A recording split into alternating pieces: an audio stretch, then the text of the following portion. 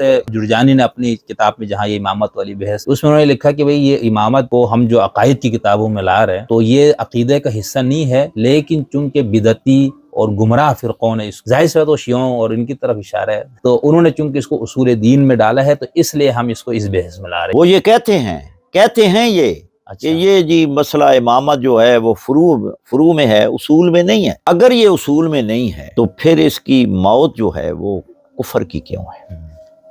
تو دفن سے زیادہ اہم حضور یعنی حضور اکرم صلی اللہ علیہ وآلہ وسلم کی تدفین سے بھی پہلے اہم، آپ نے وہ عبارت بھی پڑھی، اہم المہمات امام کا نصب کرنا ہے،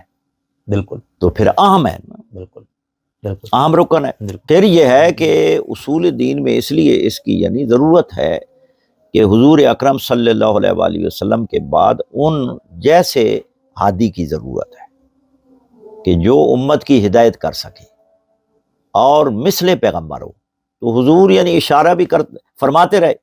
کہ انت منی بمنزلت ہارون من موسیٰ الا انہ لا نبی بعدی، اور پھر آگے آپ نے فرمایا بھی ہے کہ اگر میں یہاں سے دنیا میں نہ رہوں،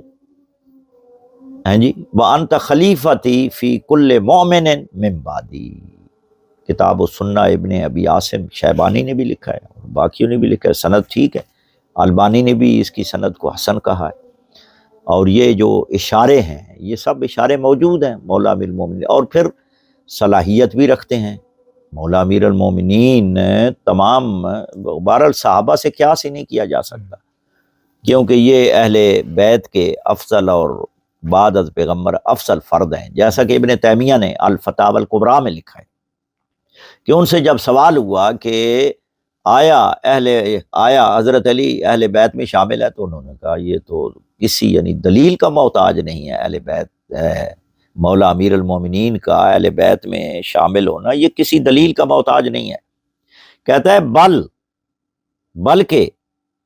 پیغمبر اکرم صلی اللہ علیہ وآلہ وسلم کے بعد اہل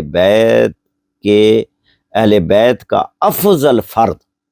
ہاشمی اور اہل بیت کا افضل فرد ہے تو وہ علی بن ابی طالب ہے، یعنی اہل بیت کے افضل فرد بعد از پیغمبر مولا علی ہے، کیونکہ یہ جو انہوں نے شرط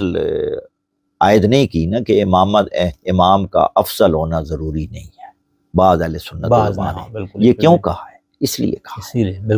کہ افضل کی موجودگی میں مفضول امام خلیفہ بن سکتا ہے،